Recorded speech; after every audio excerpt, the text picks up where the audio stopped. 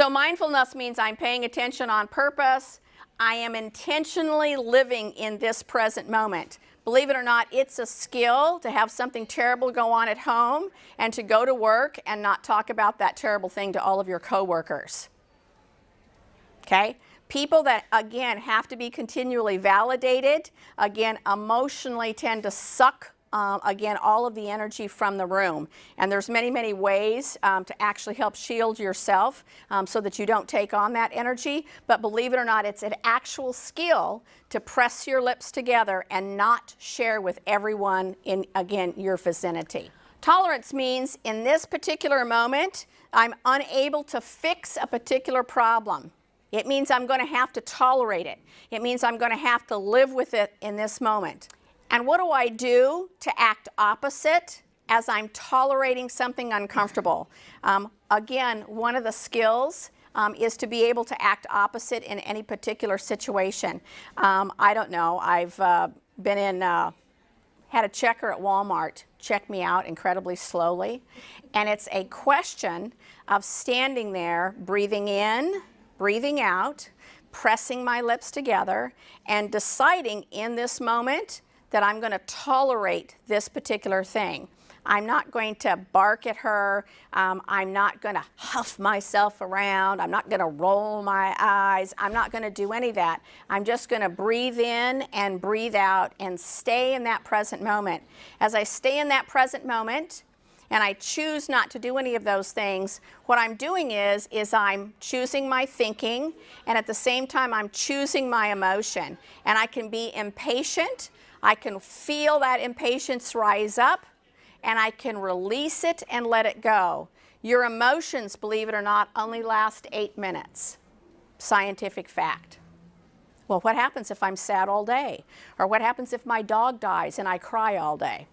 Well, what happens is your emotion peaks at about 8 minutes.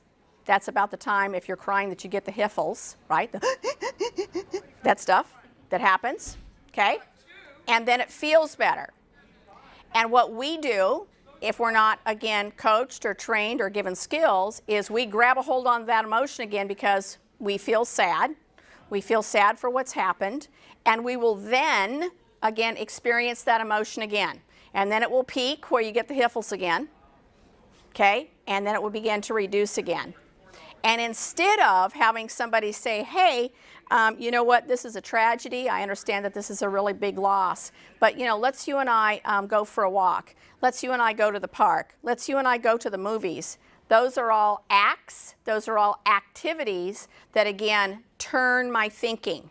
And there's nothing wrong with having your thinking turned away from, again, a distressful event. It's okay. If you can't solve the event in that moment, you can turn your thinking, again, and make changes. So I can contribute. I can bake cookies and take them to my neighbor. Something as simple as that. I can do my children's laundry. I can make sure that my husband's sock drawer has got the socks in the right order for him, whatever the case may be. I can contribute in some way. I can make a comparison. My comparison is always, if it's not as bad as Auschwitz, I can live through anything. That's the bottom line. It was a terrible thing.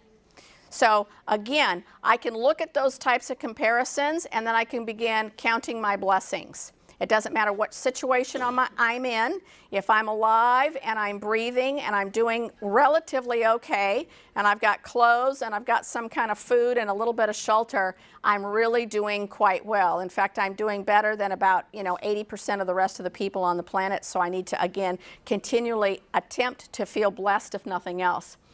Opposite emotion, I tell people that, again, if you're in a position in your life where things aren't going well, it's probably not time to listen to that Somebody Done Somebody Wrong song, okay?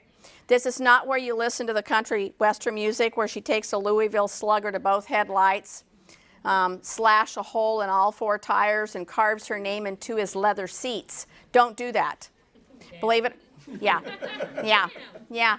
I want you to know, I really do have 20-year-old clients that I have to remind those are acts of violence and we don't do those. Karmically, it's bad. It's bad energy. There's all kinds of bad things and it continues to create a cycle of suffering.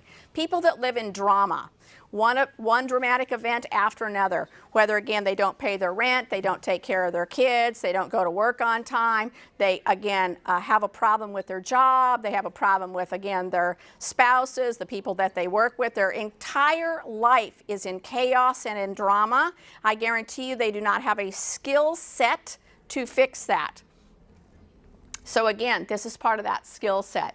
What happens in your life is that you become either willing or unwilling. And willingness just means that I've decided that I don't have to be right all of the time.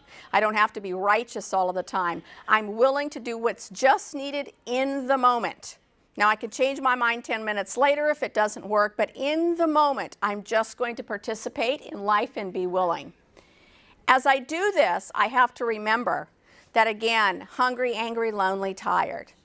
This body is a temple.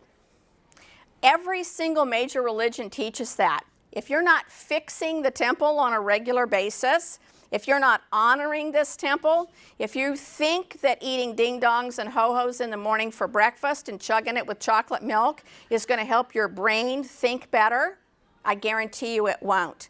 If you are out of the law of cause and effect, if you are living yourself outside of the law doesn't change. We just break ourselves against the law. And as you look around, I want you to know all of the cultures, not just this culture, not just where I'm from, but people are attempting to break themselves against the law. And they do that in regards a lot of time to the way that they eat and the way they sleep and the way that they take care of themselves, the drugs that they take, the drugs that they don't take. All of those things affect this particular temple, and you don't have to like this temple. You don't have to like the fact that you got the body that you got. The fact of the reality is this is the body that you got. This is the cards you were dealt.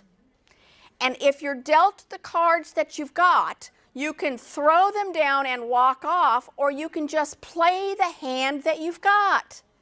It's a real simple choice. And if, in fact, you've thrown them down, it's okay to pick them back up and to say, you know what, I've decided to play these cards because this is the reality in this particular moment. So I'm going to play these cards to the best of my ability, and this is how I'm going to live my life.